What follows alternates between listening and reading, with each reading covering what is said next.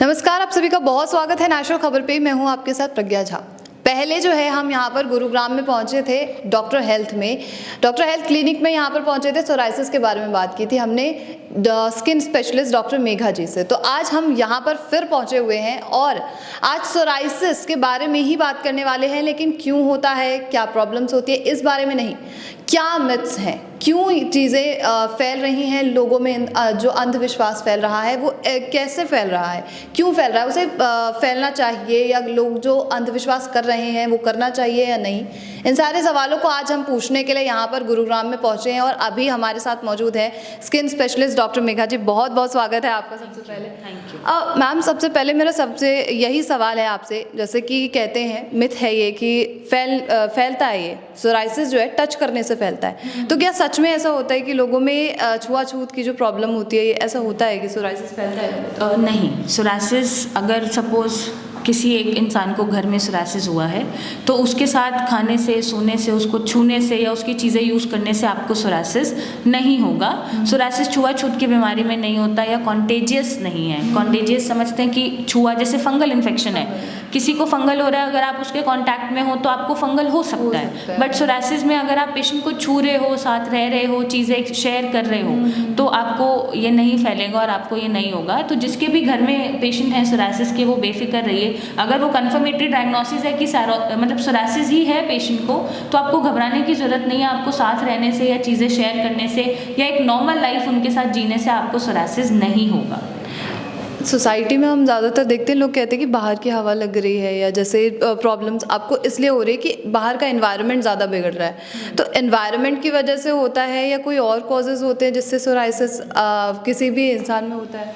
देखा है मैंने, पेशेंट्स आते हैं कई बार, जैसे जो गांव से पेशेंट आ रहा है या रूरल एरिया से पेशेंट आ रहा है जहाँ एजुकेशन इतना अच्छा नहीं है, नॉलेज नहीं है बीमारी की, वहाँ पे अक्सर बोला जाता है पेशेंट को कि कोई ऊपरी हवा लग गई है, कोई भूत प्रेत चिपक गया है, झाड़ा लगवा लो, है ना, ये कर लो, कुछ ब्लैक मैजिक कर लो। ठीक, ऐसा कुछ नहीं होता। ये कर्मों की सज़ा है, ये भी सुनने को मिलता है कि आपके कर्म ऐसे रहे होंगे, आपको ये बीमारी हो गई। तो ऐसा कुछ नहीं है, कर्म जैसी कोई चीज़ नहीं है। कर्म सब अच्छा ही करता है अपने हिसाब से। जो कर्म मेरे हिसाब से बेकार है, हो सकता है आपके हिसाब से अच्छा हो, या जो मैं अच्छा कर रही हूँ हो सकता है आपके हिसाब से वो बेकार हो। तो कर्म जैसी चीज़ है, अपने तरफ से सब अच्छा ही करते हैं। बट ये ऐसा नहीं है कि ऊपरी हवा लग गई, कोई जादू टोना हो गया या ब्लैक मैजिक हो गया, भूत प्रेत चिपक गया, ऐसा कुछ नहीं होता। तो मेरी ऐसे लोगों से दरख्वास्त है कि जो सोराइसिस का पेशेंट है वो ऑलरेडी अपने आप में डिस्टर्ब्ड है, एक्सेप्ट नहीं कर पा रहा बीमारी की, ये मुझे क्या हो गया, इतना दर्द है उसको, इतना एक बाहर निकलने का एक खौफ है कि मैं लोगों को फेस कैसे करूँगा, सोसाइटी में कैसे एग्जिस्टेंस लाऊंगा, या उसको इतनी खुजली है, इतनी जलन है, इतना दर्द है कि वो चल भी नहीं पा रहा। तो ऐसे में आप पेशेंट को सपोर्ट करें, पेशेंट का हिम्मत बढ़ाएं, पेशेंट को कॉन्फिडेंस दिलाएं, उसे एक्सेप्ट करें, ना कि ये सारी बातें करके उनका मोटिवेशन आप एकदम ही डाउन कर दें और पेशेंट जीने की इच्छा ही छोड़ दें। तो मेरी रिक्वेस्ट है कि ऐसे आप कुछ भी मिथ्स जो चले आ रहे हैं या ऐसी बातों का उपयोग ना करें, या ऐसी बातें कोई एग्जिस्ट नहीं करती। ये बीमारी अंदर से उत्पन्न हो रही है, जैसे कैंसर है, कैंसर भी अपने आप हो जाता है ना। तो कैंसरस जीन्स एक्टिवेट हो जाते हैं, सब में हम में कैंसर के जीन्स हैं, किसी में एक्टिव हो रहे हैं तो वो कैंसर की बीमारी फेस कर रहा है, राइट। तो ये भी बीमारी ऐसी है, जब इम्यूनिटी इतनी ज़्यादा काम कर रही है कि वो खुद को अटैक कर रही है, तो ये बीमारी हो रही है। तो आपको पेशेंट को डीमोटिवेट ऐसे करने की ज़रूरत नहीं है। प्लीज़ आप उनका प्रोत्साहन बढ़ाइए, उनका जो भी अंदर से एक एंथुसियाज्म होता है जीने का, वो उत्पन्न करिए, उनको सपोर्ट करिए, उन्हें एक्सेप्ट करिए, उन्हें अपने से अलग ट्रीट मत करिए, उन्हें अपने जैसा ट्रीट करिए, आधी बीमारी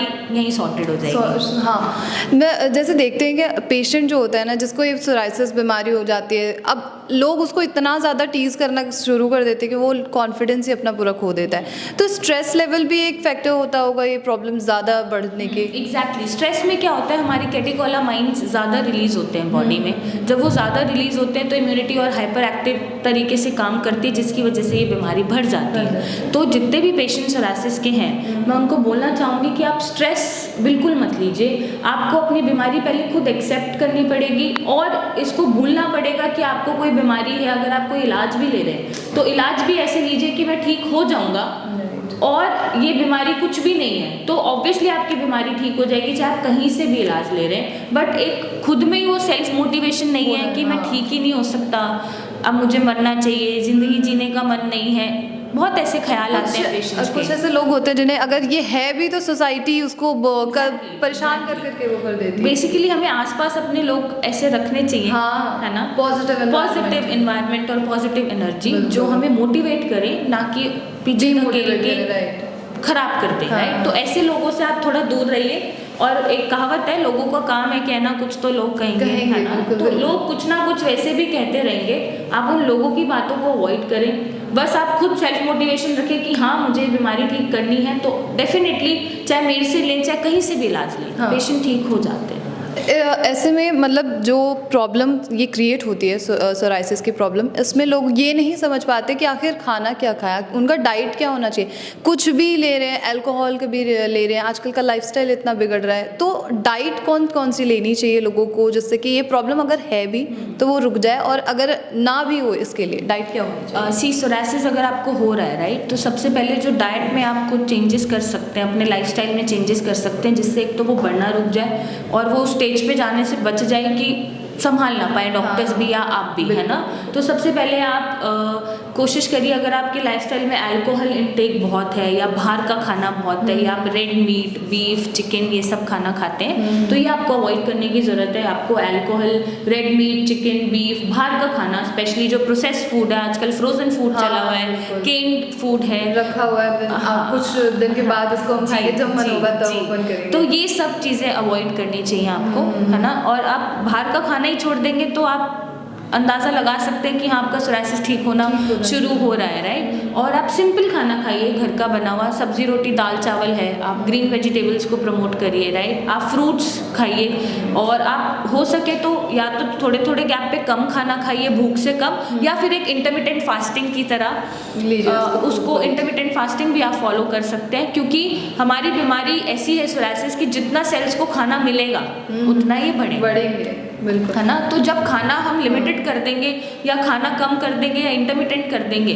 तो सेल्स को बढ़ने का मौका ही नहीं मिलेगा, खाना ही नहीं मिलेगा, तो ऑब्वियसली वो कंट्रोल होना शुरू हो जाएगा। जी, ये भी हम लोग देखते हैं कि सोराइसिस एक बार इंसान में ठीक हो गया तो उसके सेल्स दोबारा जनरेट हो जाते हैं, ये कहा जाता है कि दोबारा आ सकते हैं। तो क्या ये सच है कि अगर एक बार क्योर आप हो जाते हैं इन सारी चीज़ों से तो दोबारा जनरेट हो जाएंगे? वैसे तो क्योर होने के बाद मेरा जो पर्सनल एक्सपीरियंस है, patients hardly come back, won't come back easily कि ये दोबारा आ गया। बट हाँ, दोबारा आता है, किन किन केसेस में दोबारा आता है। लेट्स सपोज अगर उनका लिवर फिर से इफेक्टेड है, उनके लिवर के लेवल्स है, बिलीरुबिन, SGOT, SGPT बढ़ा हुआ है, तो ये दोबारा आ सकता है।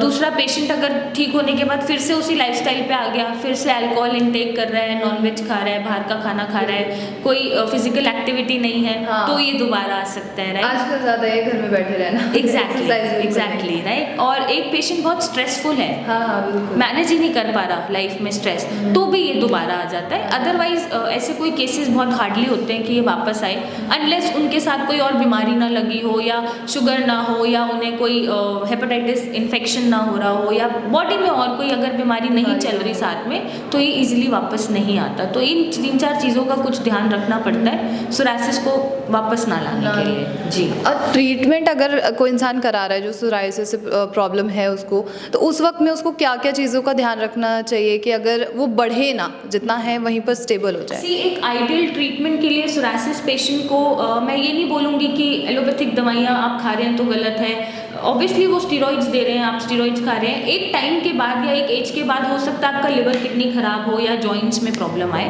तो एक आइडियल ट्रीटमेंट सोराइसिस के लिए आपको क्या चीज़ें ध्यान में रखनी है? सबसे पहले कि आपका कोई भी और ऑर्गन इफेक्ट ना करे, है ना, क्योंकि स्टीरॉइड से हमारा लिवर किडनी चला जाता है, जॉइंट पेन होने लग जाता है, उनके अपने साइड इफेक्ट है, वेट गेन हो रहा है, पेशेंट को बहुत अनकंफर्टेबल फील हो रहा है। तो एक तो ये ट्रीटमेंट ऐसा होना चाहिए जो आपके बॉडी को सूट कर जाए और ऑर्गन्स आपके दाव पे ना लगे, ठीक होता रहे, राइट। एक ऐसा ट्रीटमेंट कि आपको ये लाइफ टाइम ना खाना पड़े, एक पर्टिकुलर पीरियड ऑफ टाइम के बाद आपकी दवाइयाँ छूट जाएं और आप रिलैक्स फील करें और ये बीमारी जड़ से चली जाए, राइट। सोराइसिस मतलब जिन्हें हो रहा है, अगर किसी की बॉडी में 2-3 प्रॉब्लम्स हैं, जैसे सोराइसिस भी है और भी कोई है, तो उसमें ज़्यादा प्रॉब्लम होती है क्योर होने में? हाँ, जैसे शुगर है साथ में, तो ऑब्वियसली शुगर के पेशेंट्स का जो हीलिंग पावर होता है वो स्लो हो जाता है, तो वहाँ पे शुगर को भी मैनेज करना पड़ेगा।